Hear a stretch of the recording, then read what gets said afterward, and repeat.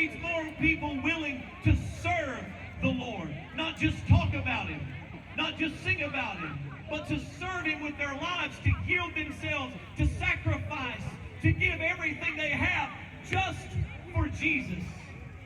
That's what I want to share with you right now. Joshua had led God's people for 30 years. Joshua had taken the reins from Moses. He was wearing the mantle, and he was leading God's people to have victory after victory as they entered the promised land and began to establish themselves as one nation under God. That was Israel. Joshua led well. He was faithful. Joshua knew that his time was coming to an end. Joshua knew that his days were numbered, and Joshua wanted to do for others what Moses had done for him. And so Joshua called the elders and the officials and the leaders and the judges, and he said, come here one more time and let me talk to you. Let me give you my final, last message. I want you to hear what matters most to me. And Joshua gathered those men in his presence. He talked to them about their past. He reminded them of the bondage that they had been in Egypt.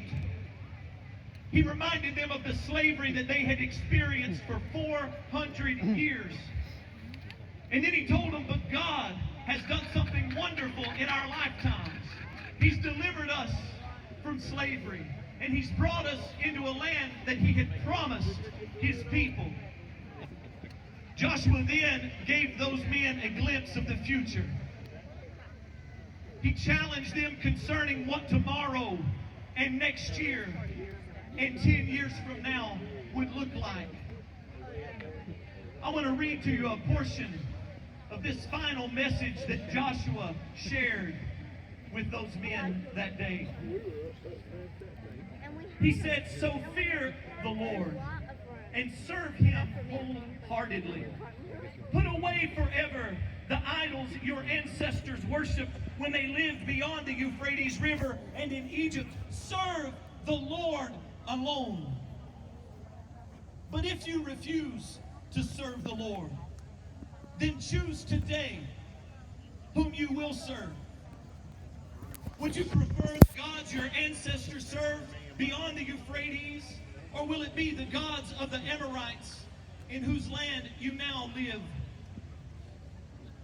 You see, Joshua asked an important question because he knew that he wasn't going to be there to lead much longer, and he wanted to prepare these men to lead well. He said, men, you're going to have to decide who you're going to serve. And he didn't just ask the question, but he answered it as well.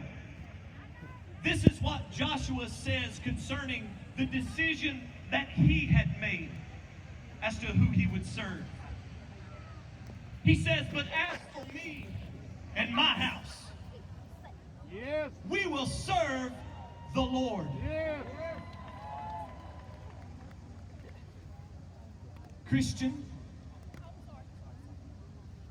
today you find yourself in a similar situation that those men found themselves in.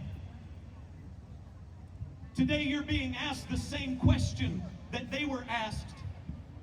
And it comes down to this: who are you going to live for? Who are you going to serve? What's going to be important to you? What's going to be the top priority in your life? And you have options.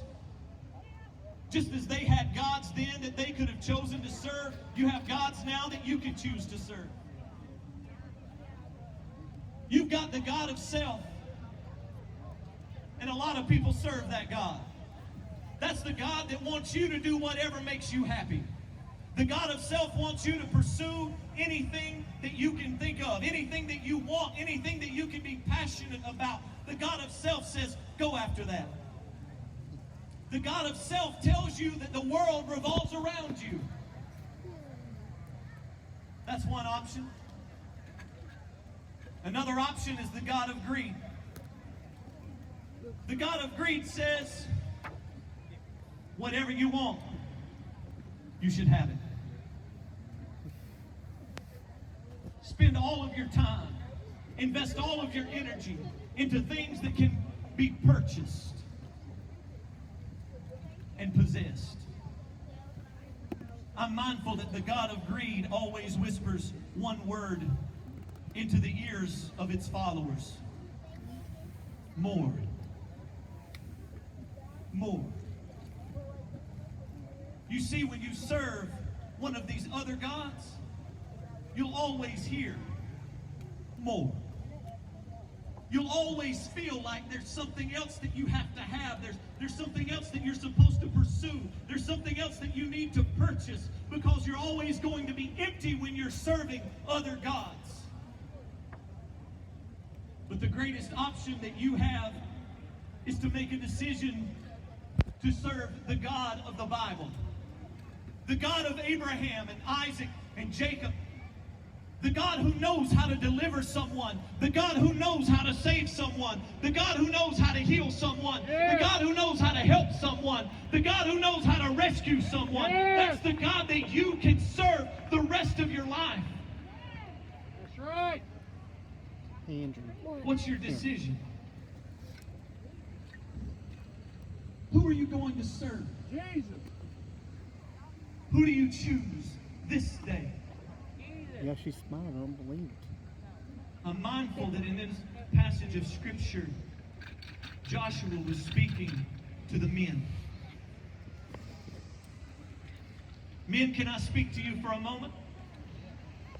Okay. I have a beautiful bride and 7 precious children.